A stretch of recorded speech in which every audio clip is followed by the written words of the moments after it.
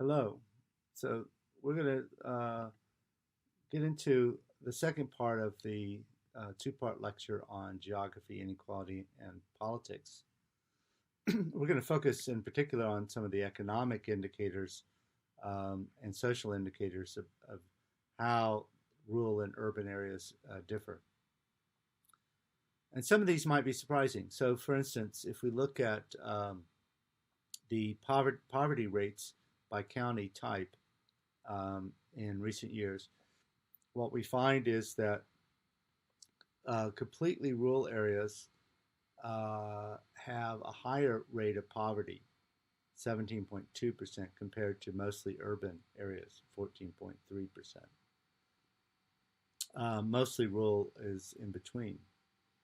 And if we look at median household income by county type, we find similarly that urban areas have a much higher, by almost $15,000, or maybe even more than that, $16,000 advantage per capita income over completely rural areas.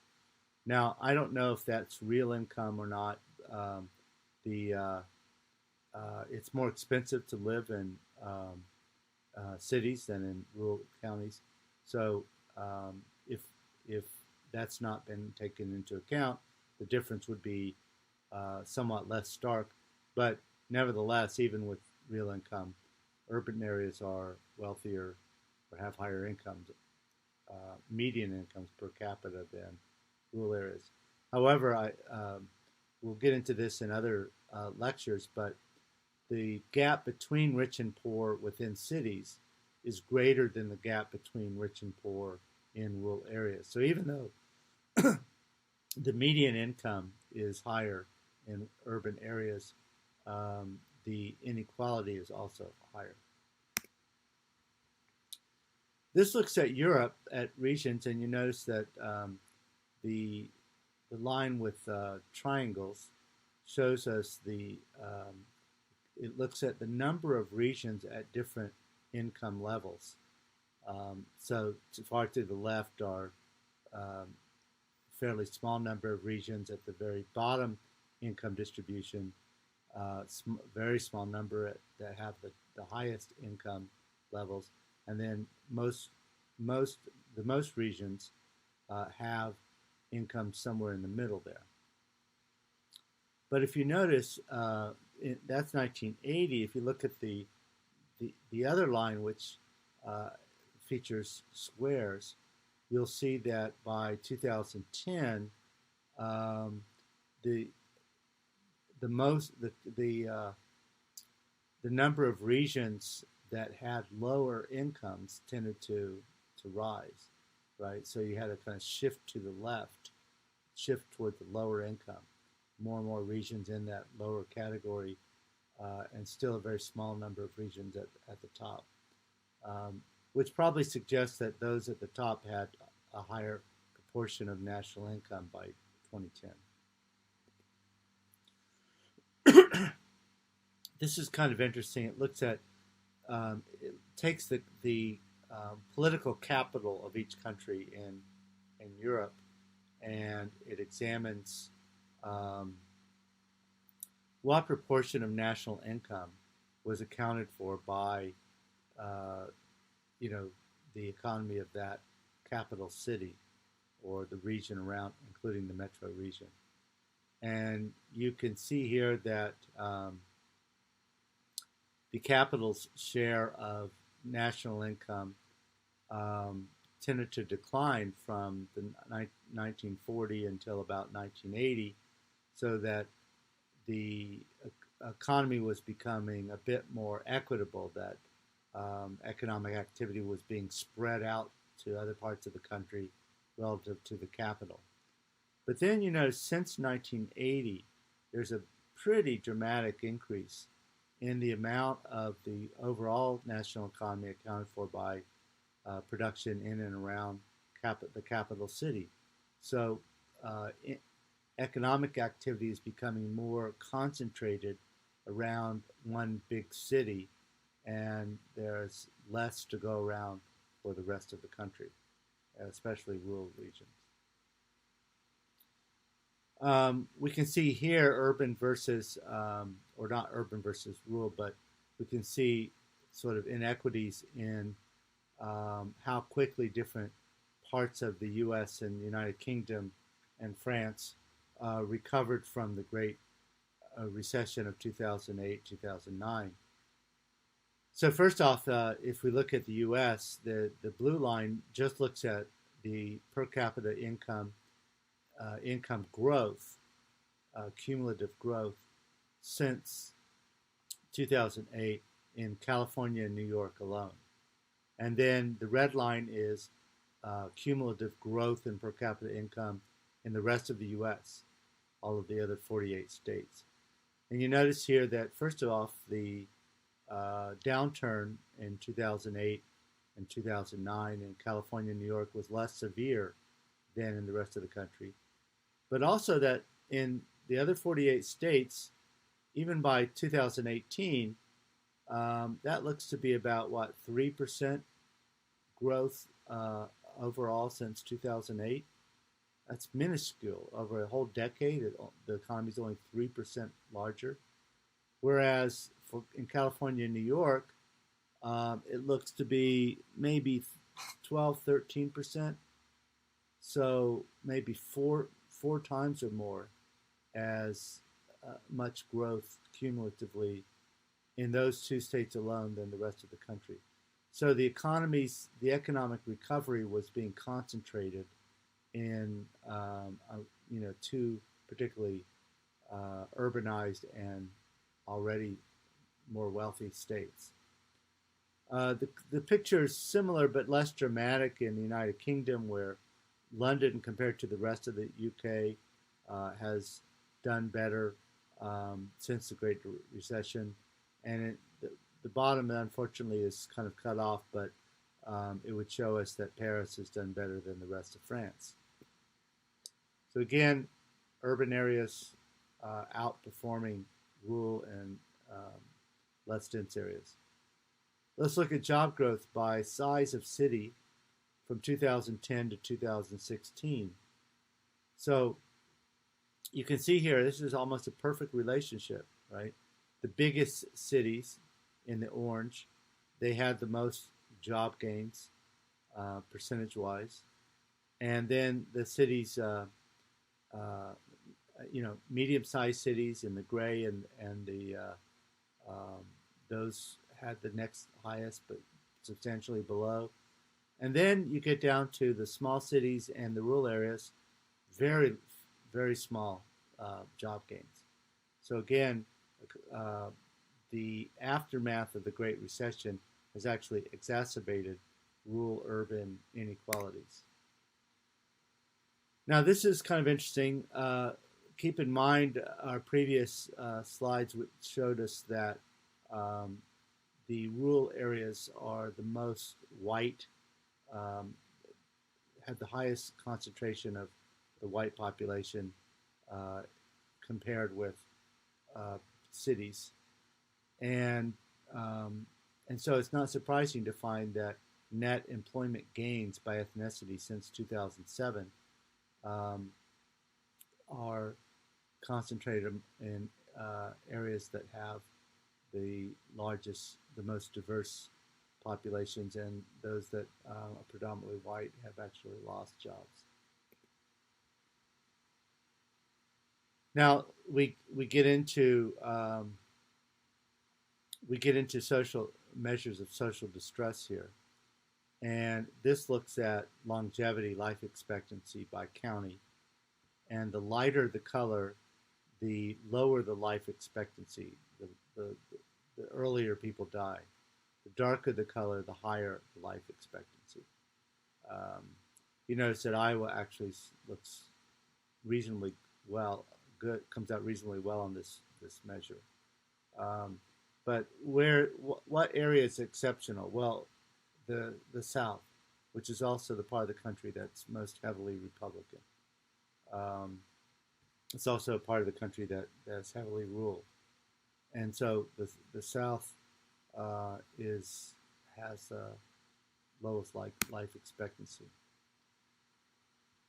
This looks at it's a vitality index, looking at um, different. Um, I'm not sure if it's broken down by county, but it's by locality, um, and it basically says, okay, let's look at the um, parts of the country that have the highest economic growth rates, the highest job growth, and the strongest positive indicators of social um, well-being. And so, you know, if you look at the counties that have the highest levels of economic vitality, they're also the counties that have the highest educational attainment. And the counties that are least vital are those that have the lowest levels of, of, educational attainment. So education is a big determinant of, of social well-being and economic progress. Now here we see a really interesting graphic that illustrates the way in which um, urban-rural cleavages, party affiliation, or party voting, and social distress are related to one another. So what this does is it takes rural counties and it codes those who, the counties that voted for Donald Trump as red, those who voted for Hillary Clinton as blue. As we see, as we've seen before, there are far more counties that voted for Trump than for Clinton. The dots are those that the bigger dots means more a bigger population. So you can see that the Trump the red dots tend to be smaller than the blue dots. Again, we suggested that Democrats did better in urban areas.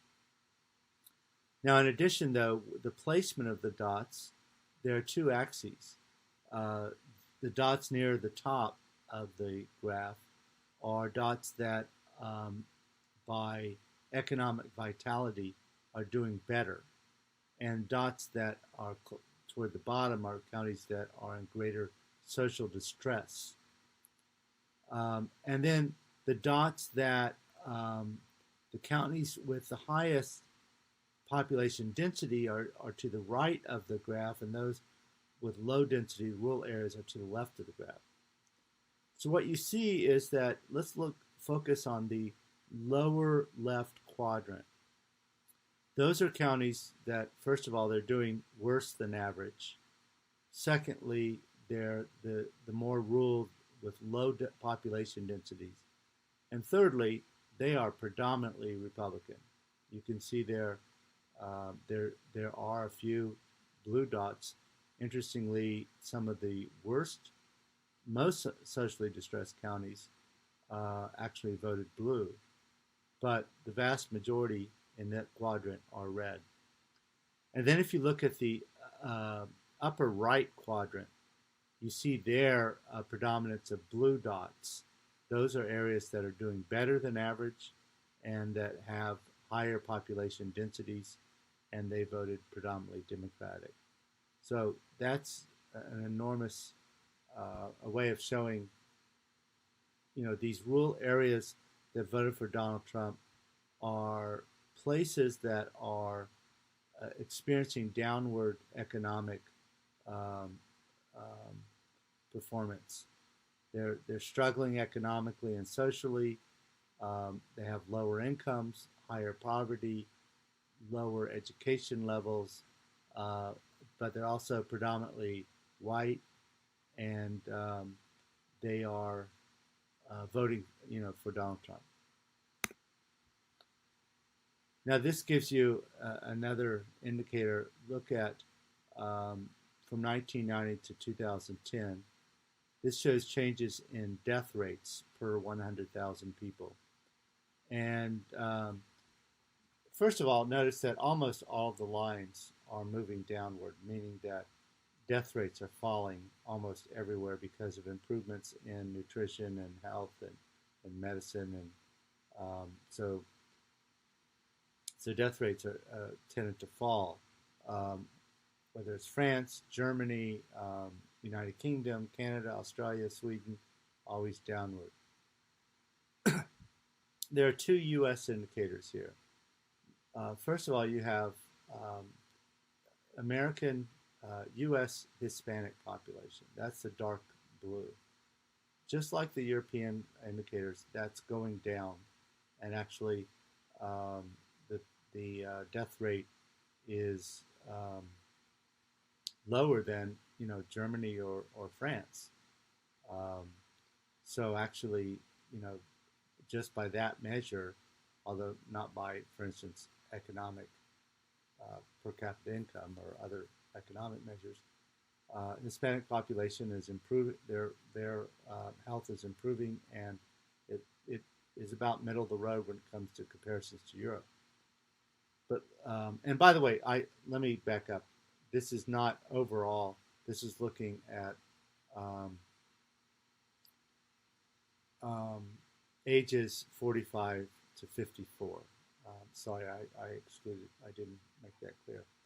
So it's looking at just that age group, that kind of middle-aged people. So middle-aged Hispanics are doing better and about middle of the road. But look at U.S. White population, age 45 to 54. Um, there was a slight downward momentum from 1990 to 2000, but then in that first decade, the death rate actually rose among middle-aged whites. Now, that's pretty dramatic. I mean, first of all, it ends up being much higher than for the rest of these populations measured. And secondly, it's the only one that's going up. Some of this has to do with the opioid crisis that was particularly bad in rural America and small towns or cities. It has to do with um, diabetes, heart attacks, um, sort of chronic diseases um, that have to do with lifestyle, and are often those kind of lifestyle problems are associated with high levels of, low levels of education, economic downward trajectory, and a sense of despair, and also in the rural areas where population is thinning out, like in Iowa, they're unable to keep doctors. Their hospitals are closing. Their health systems are breaking down. Um, so um, they're not doing well. The other thing I think, let's just leave it at that. This looks at partisanship and social distress, and you can see here that on the left axis is the change in Republican margin over Democrats, 2012 to 2016. So above zero means that Republicans did better in 2016 than they did in 2012